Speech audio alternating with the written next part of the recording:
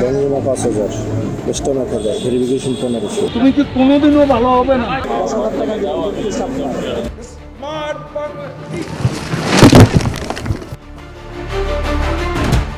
দেশের সড়ক নিয়ন্ত্রণকারী সংস্থা বাংলাদেশ রোড ট্রান্সপোর্ট অথরিটির নিজের নিয়ন্ত্রণেই ছিল অন্যদের হাতে। তুমি এখানে এসে আবার কি পুরনো খেলা শুরু করছো? এই সংস্থায় অনিয়ম, দুর্নীতি, ঘুষ বাণিজ্য, সিনিয়র কর্মকর্তাদের নির্যাতন ও জিম্মি করে টাকা আদায় সহ নানা ধরনের অপকর্মের সিন্ডিকেট নিয়ন্ত্রণ করত সাবেক সড়ক পরিবহন ও সেতুমন্ত্রী ওবায়দুল কাদেরের 11 চেলা। এদের সবার বাড়িই নোয়াখালী।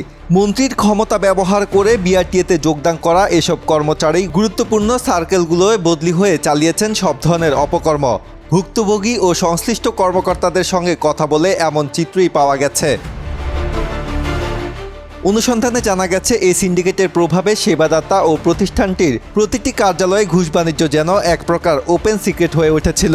যানবাহনের নিবন্ধন থেকে শুরু করে মালিকানা বদলি, ফিটনেস সনদ প্রদান ও রুট পারমিট পেতে প্রতিটি ধাপে দিতে হতো কয়েক গুণ অতিরিক্ত টাকা। টাকা না দিলে হেনস্থার শিকার হতে হতো সেবাগ্রহীতাদের। বিআরটিএ সূত্র জানান, বিআরটিএর সাবেক চেয়ারম্যান মশিউর রহমানের আমলে তারা সবচেয়ে বেশি অপকর্ম শুরু করেন। বিআরটিএর মিরপুর সার্কেলে সবকিছু জিম্মি ছিল তাদের হাতে। বিভাগীয় পরিচালক, উপপরিচালক, সহকারী পরিচালক ও মোটরযান পরিদর্শকরা তাদের কাছে জিম্মি ছিলেন। এসব কর্মচারীর কাছে দুর্বল ছিলেন বিআরটিএর চেয়ারম্যানরাও। গেল 5 আগস্ট ছাত্র জনতার আন্দোলনে আওয়ামী লীগ সরকারের পতনের পর ঢাকায় কর্মরত কয়েকজনকে কর্মস্থল পরিবর্তন করে বিভিন্ন স্থানে বদলি করা হয়েছে।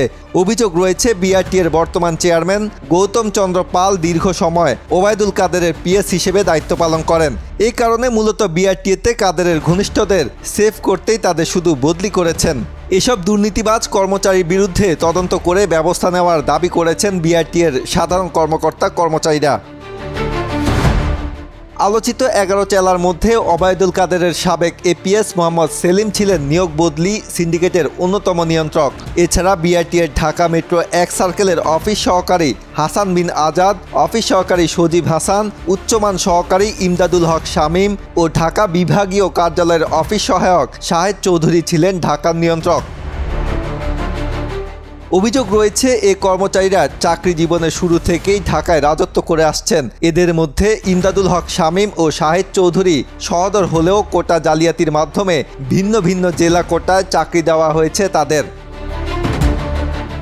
ওবায়দুল কাদেরের দাপট দেখিয়ে চট্টগ্রামে রাজত্ব করা কর্মচারীদের মধ্যে এখনও বহাল তবিয়তে থাকা চট্টগ্রাম মেট্রো সার্কেল 2-এর রেকর্ড কিপার জহিরুল ইসলাম, চট্টগ্রাম জেলা সার্কেলের record keeper Taslim Mahmud, Chittagong metro circle 1-এর রেকর্ড কিপার নঈম উদ্দিন চৌধুরী ও অফিস সহকারী মোহাম্মদ দেলোয়ার হোসেন, অফিস সহায়ক সাকিবুল হক ইফতি এবং নিরাপত্তা প্রহরী সবুজ অন্যতম। অভিযোগ রয়েছে, এদের সবার বাড়ি নোয়াখালী। এই কর্মচারীরা চট্টগ্রামে চাকরি করলেও সারা দেশে ছিল তাদের নিয়ন্ত্রণ। কোথাও স্বজন বা কোথাও প্রভাব বিস্তার করে অধিকাংশ কার্যালয়ে সব ধরনের কাজ করতেন তারা। নাম প্রকাশ না করার শর্তে সংস্থাটির একজন সহকারী পরিচালক বলেন, অফিস সহকারী সজীব হাসান ঢাকা মেট্রো 2 সার্কেল থাকা অবস্থায় সহকারী পরিচালক গোলাম হায়দার সরকারকে নির্যাতন করেছিলেন। তবে সে সময় দায়িত্বে থাকা চেয়ারম্যান তার বিরুদ্ধে কোনো ব্যবস্থা নিতে পারেননি। এ বিষয়ে জানতে চাইলে বিআরটিএর চেয়ারম্যান গৌতম চন্দ্র পাল বলেন, বিআরটিএ নিয়ে অনেক অভিযোগ রয়েছে, এটা অস্বীকার করার সুযোগ নেই। তবে এসব অভিযোগ নিয়ে আমরা কাজ করছি। আওয়ামী লীগ সরকার ক্ষমতায় থাকা অবস্থায় সাবেক সড়ক পরিবহন ও সেতুমন্ত্রী ওবায়দুল কাদের গণমাধ্যমের সামনে লোক দেখানো অভিযান পরিচালনা করলেও সকল অনিয়মের নেপথ্যের কারিগর ছিলেন তিনি নিজেই। আজহারুল ইসলাম, বাংলাদেশ প্রতিদিন।